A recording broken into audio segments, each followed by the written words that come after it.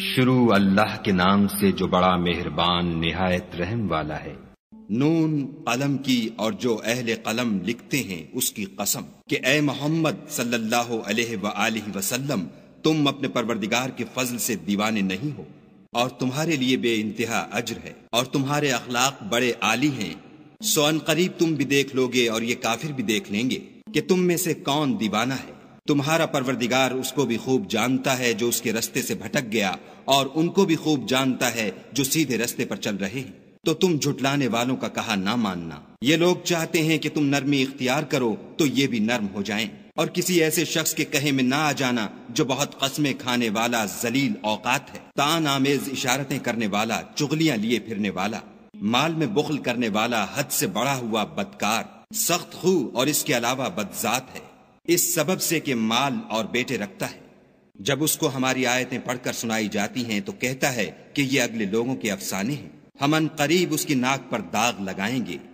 ہم نے ان لوگوں کی اسی طرح آزمائش کی ہے جس طرح باغ والوں کی آزمائش کی تھی، جب انہوں نے قسمیں کھا کھا کر کہا کہ صبح ہوتے ہوتے ہم اس کا میوہ توڑ لیں گے، اور انشاءاللہ نہ کہا۔ سو وہ ابھی سو ہی رہے تھے کہ تمہارے پروردگار کی طرف سے راتوں رات اس پر ایک آفت پھر گئی، تو وہ ایسا ہو گیا جیسے کٹی ہوئی کھیتی۔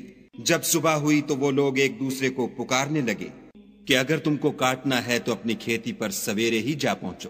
تو وہ چل پڑے اور آپس میں چپکے چپکے کہتے جاتے تھے کہ آج یہاں تمہارے پاس کوئی فقیر نہ آنے پائے، اور کوشش کے ساتھ سویرے ہی جا پہنچے، گویا کھیتی پر قادر ہیں۔ جب باغ کو دیکھا تو ویران، کہنے لگے کہ ہم رستہ بھول گئے ہیں، نہیں بلکہ ہم برگشتہ بخت بے نصیب ہیں۔ ایک جو ان میں فرزانہ تھا بولا، کیا میں نے تم سے نہیں کہا تھا کہ تم تسبیح کیوں نہیں کرتے؟ تب وہ کہنے لگے کہ ہمارا پروردگار پاک ہے، بے شک ہم ہی قصوروار تھے۔ پھر لگے ایک دوسرے کو رو در رو ملامت کرنے، کہنے لگے ہائے شامت، ہم ہی حد سے بڑھ گئے تھے۔ امید ہے کہ ہمارا پروردگار اس کے بدلے میں ہمیں اس سے بہتر باغ عنایت کرے۔ ہم اپنے پروردگار کی طرف رجوع لاتے ہیں۔ دیکھو عذاب یوں ہوتا ہے، اور آخرت کا عذاب اس سے کہیں بڑھ کر ہے، کاش یہ لوگ جانتے ہوتے۔ پرہیزگاروں کے لیے ان کے پروردگار کے ہاں نعمت کے باغ ہیں۔ کیا ہم فرما برداروں کو نافرمانوں کی طرح نعمتوں سے محروم کر دیں گے؟ تمہیں کیا ہو گیا ہے، کیسی تجویزیں کرتے ہو؟ کیا تمہارے پاس کوئی کتاب ہے جس میں یہ پڑھتے ہو کہ جو چیز تم پسند کرو گے وہ تم کو ضرور ملے گی؟ یا تم نے ہم سے قسمیں لے رکھی ہیں جو قیامت کے دن تک چلی جائیں گی کہ جس شے کا تم حکم کرو گے وہ تمہارے لیے حاضر ہوگی؟ ان سے پوچھو کہ ان میں سے اس کا کون ذمہ لیتا ہے؟ کیا اس قول میں ان کے اور بھی شریک ہیں؟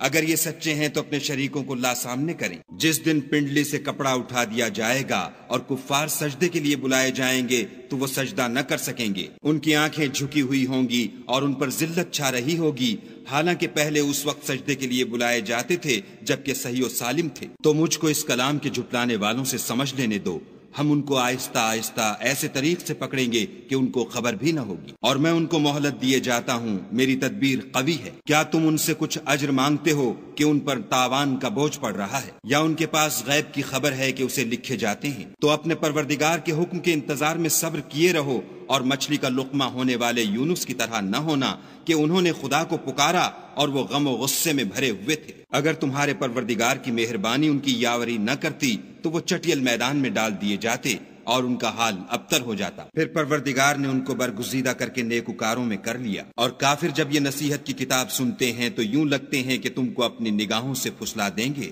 اور کہتے ہیں کہ یہ تو دیوانہ ہے۔ اور لوگو، یہ قرآن اہل عالم کے لیے نصیحت ہے۔